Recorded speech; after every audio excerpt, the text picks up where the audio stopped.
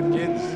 Time for another Monster Chiller Horror Theater. Oh, and tonight, we really have a frightening movie for you tonight, kids. This is really going to be scary. I'm not kidding you this time. This movie is called Blood-Sucking Monkeys from West Mifflin, Pennsylvania. And it's really good, so I'm not gonna waste any more time. Let's take a look at this movie. It's really gonna scare the daylights out of you. Ooh. Let's take a look at the film.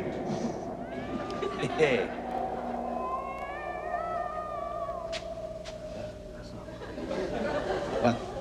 No, there's no movie. There's no movie.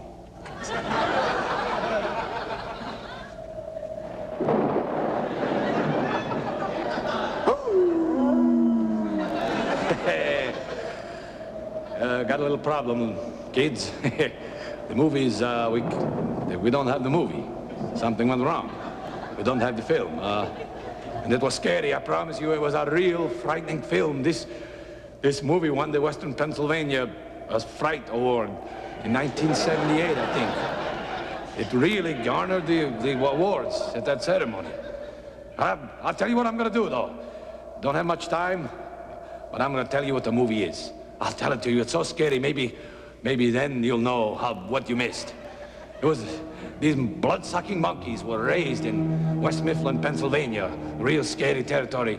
And they were from little babies. They were raised up. They were dropped from a rocket ship. And then they started to grow and grow and grow. And then finally they couldn't stand it. They started eating away the farmers. They would jump on farmers and start eating them, sucking their blood and spinning them around and throwing them up like that. And the bones would just fly all over the place like chicken. That's right, chicken. Then the monkeys got too big for West Mifflin, so they hopped on a freight train. I think it was an Amtrak train, I'm not sure. But it went straight down into Sewickley, Pennsylvania, which is a nice suburb of Pittsburgh. Well, down there, it really started in on they started working their ways from all the people. They would grab farmers, and they would grab chicks, and they would grab housewives, and they'd grab soldiers, and everything would walk by.